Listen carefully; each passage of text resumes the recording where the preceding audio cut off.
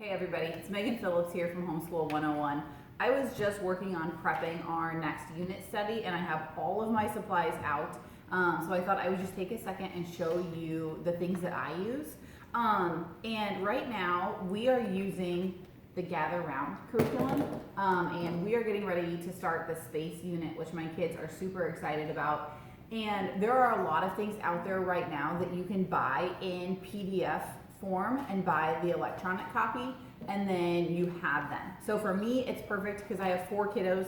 So as we rotate through the units, right now I have one in upper elementary, I have one that is in the early reader level, and I have one in the pre-reader level. And then my littlest guy, who is sitting at the end of the table eating a chocolate bunny, is not even in school age yet. And so as we rotate through the units, I'll be able to go back and print these at the next level when we need them, and I already have them. So there are a lot more companies that are going to digital options. Gather Round is one of them. You can buy them in print if you want to, but you can also buy the digital copies. Evan Moore has tons of stuff that you can buy digitally, The Good and the Beautiful. There's lots of stuff out there. Gather Round is what we use and what we love right now, so that's kind of what I'm going to show you. So some of this stuff is optional and some of it is kind of not. It just depends, but this is the way that I like to do things. For the first thing that you're going to do is you're going to print your unit. Whatever it is that you're doing, you're going to print. I have an old Brother color printer that has like the fax and scanner and copy machine all in one kind of thing, and there's nothing magic or special about it. It's one that we've had forever, but it works. For my teacher's guide, I usually use a slightly heavier weight of paper so that you don't get as much. If you have a picture here, then when you go to the next page, it hopefully doesn't show through as much when it's sitting in my book, because I'm going to keep my teacher's guide so that we can use it again. My husband's leaving for work. That's our driveway alarm, if you can hear it in the background. For my kids' books, I use a much more standard weight of paper because they're going to write in this. I'm going to keep a few pages kind of for a sample, and then the rest of it's probably going to end up in the trash at some point.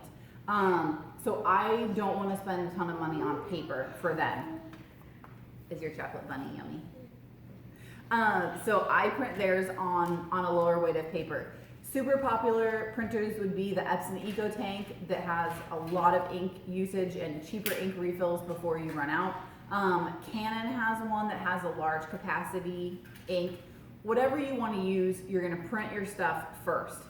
For mine, I print our covers on cardstock, and same thing for my kids. Their cover page is on cardstock. Then the thing that I do that's super helpful with having multiple kids, because obviously the front of their books all looks the same, instead of printing, in the case of Gather Round, the cute little back that goes with it that I do for mine, each of my kids is a different color. So my oldest is green, my second is blue, and then my third is pink. So that way when they're all sitting in our little work caddy, I can easily glance and know whose is whose just by that cardstock back. So I don't print the back of theirs. Every kid has a color. When my next little guy has his own book, he'll have a color too. And that way it's just easy at a glance to tell whose work is whose. Okay? So once you've copied, then that's all I do for my kids is cardstock front and back. For my teacher's guide that I know I want to keep, I'm going to laminate my covers. Okay? Oh, he's back. I'm going to laminate my front and back covers with lamination, okay? And I use, this is the laminator that I use. This is a this is a Scotch laminator. And I bought it for about $20, okay? This is a super old version. I've had this probably since I started teaching. So this is probably almost 15 years old, maybe 12 years old. And it works great. I've never had a problem with it. Buy the cheap one, buy the Scotch $20 one, buy the Amazon Basics $20 one. You don't need a fancy laminating machine. The other thing that I buy then is I always have 2 sizes of laminating pouches, not 2 sizes, 2 thicknesses, okay? This is a 3 mil laminating pouch, and then I always have 5 mil laminating pouches as well. This is a 5 mil lamination. I don't want it to be easily bent. I want it to be able to stay kind of nice and solid and hold up my book. If I'm doing something that is probably not as important, or I know it's probably only going to be used temporarily, I use the 3s. The other thing is I always buy the generic laminating pouches, and I'll link to the ones that I like to use, and I've never had an issue with them. I've never actually bought name brand like Scotch laminating pouches to compare them to. I've always only had these, and I've used literally hundreds of laminating pouches and never had a problem with the generic ones. So that's what I use for laminating. Super cheap. Usually you can buy them in packs of 100, and when you buy them the first time, you're like, oh my gosh, I'm paying this much for laminating pouches, but they last a long time, and then whatever you laminated lasts forever too. So for me, it's totally worth the money to do that. So I laminate my covers on mine, and then your laminating sheet is always gonna be oversized.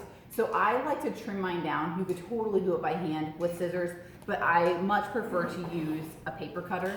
This, if you are new to homeschooling, will save you tons of time in the long run. And again, mine is as simple. This is a Fiskars brand one, and it's really easy. I grab it all the time just to quick cut stuff out that I want to be nice and have nice crisp edges.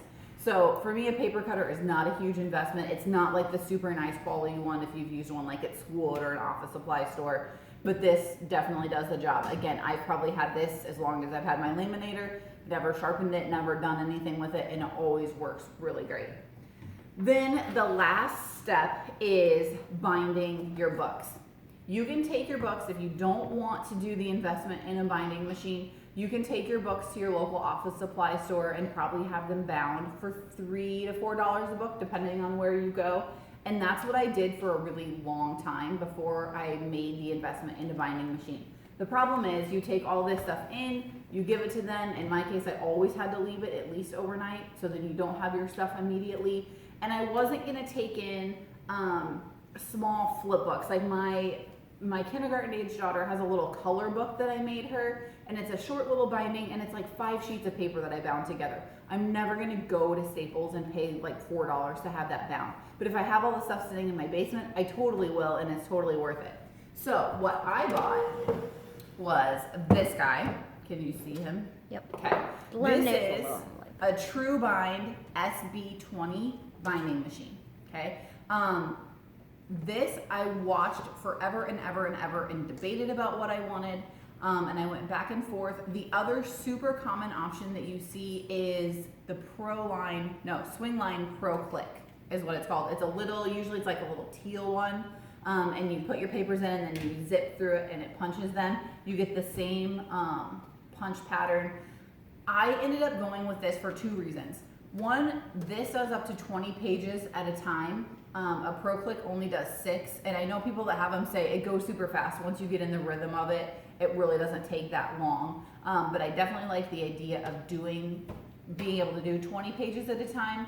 The other thing that I like about this is I watched the Amazon warehouse deals, and I got this for only slightly more than what a Pro Click costs. I watched literally every day. I bought this at like 3 in the morning. I was up feeding my youngest, and I just happened to check, and there was one. I had saved some Amazon credits, and I think I got it for like $80. I bought it in the middle of the night, and I never looked back. And it's been a really good investment. It's definitely an investment, and but for me, long term, I know it's going to pay for itself. I love being able to do this and sit here in just a few minutes, punch everybody's pages, and it's done. Okay, so you put the handle down, it punches your pages, and you're good to go. You can make some adjustments here depending on where you want your punch length. Uh-oh, grab it, it's okay. So this has been a huge benefit to me. They do have some that have the automatic coiler on top. You do not need to pay the premium for the automatic coiler. My kids love putting in their own spirals. It's like their favorite part of the whole process. They always request to be able to put in their own spirals because it's fun to just spin them through and then they just go, and it's fun. So I have this. The other thing, if you get a binding machine like this, is you want to make sure you get, bless you, you want to make sure you get the little pliers that go with it. These crimp your ends. So when you get your binding all the way through, you set it down, you crimp the end, and then you have this nice little fold so that it doesn't immediately come unwound. So these, some of them come with them, but just double check and make sure if it doesn't come with the little crimpers, you want to get yourself a pair, because these are like, I don't know, probably less than $10, and you really need them to finish this off nicely. The other thing that you have to think about, regardless of if you get a true binder, if you get a pro click, you're gonna have to get spirals. The first time I went to look at spirals, this is actually more where I debated getting a binding machine than the actual thing. Because I thought, oh my gosh, I'm gonna have to get like 27 different sizes of spirals. And so far in the almost 3 years that I've had this, I've bought 3 coil sizes. Fly your airplane quietly. I have 3 sizes. I have one size that's bigger than this. These are 8mm, which hold up to 45 sheets. These are the little skinniest ones. There are smaller ones, but this is the skinniest size I have. So even my kindergartner, her book was able to be done with this size of spiral. So I use those fairly frequently, or again, little like flip books and stuff. The 8mm ones are super common. You always have to buy a box of 100. That's where I was like, do I really need it? But it's fine. They're not that expensive. I will have them forever. It's gonna be a long time before I have to reorder spirals. The other one, these are 12mm spirals, which hold about 90 pages. And so that's what I use for my slightly bigger workbooks. This is my other commonly used size that I grab. And then I also have one that's even a size bigger than this that I've bound. If you're familiar with like a Math UC workbook, it's a much bigger spiral, but then that's my bigger size. If I need something in between, I'm not really worried about it. You finished your whole chocolate bunny? All gone. I see. If I need something bigger than that, I'll buy something bigger or an in-between size. But that's really what I use. Again, some of that stuff is optional. You can get a different laminator. You can definitely get a different binding system. But if you're going to bind, if you're going to do your own curriculum, which a few years ago I would have said, I'm not going to worry about it. I'm just going to buy what I need.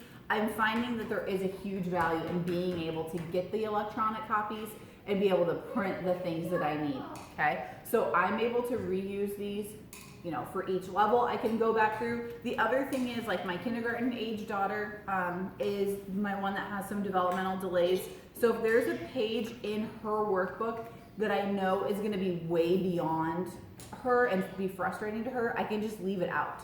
I don't have to print it. It didn't come already printed. I didn't waste that page. So that's a super nice thing about being able to do it yourself. Or like my 2-year-old that wants to sit at the table and wants to cut up everything that you hand him, I can print him a page, a coloring page that goes with each of these, then he has his own page to work on, and I don't have a whole book for him. So there is a huge value in being able to do your own curriculum. If you're looking for a curriculum and you're new to homeschooling, or you're looking to make a change, this is our 3rd Gather Around unit, is that right? We've done North American Birds, we've done Asia, and we're just starting Space. We have absolutely loved this. After years of bouncing between all of my kids and trying to figure out how to get each subject done with each individual person, it was just way too much.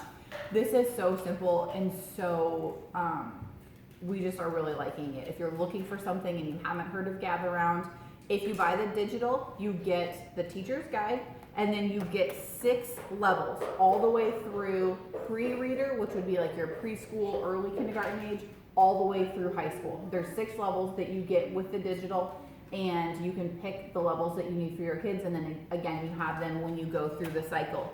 In the long run, there's going to be 4 years of Gather Round, so you'll be able to cycle through every 4 years. If you have questions on curriculum choices, if you have questions on how you put things together, please leave a comment below. I will link Amazon link to all of this stuff. If you're in a situation right now where you can't get out necessarily and go buy supplies, you should be able to get all of these things delivered to your house if you're looking to put together your own curriculum. Everybody is home right now, and for me, I don't necessarily feel like I have more time for any reason. But I know some people are being able to prep and do some of their own things now that they're home. So if you have questions on things like that, please leave a comment. You can also check out the links below and help support our channel a few pennies at a time. We always appreciate that. And as always, thank you so much for watching. Happy homeschooling.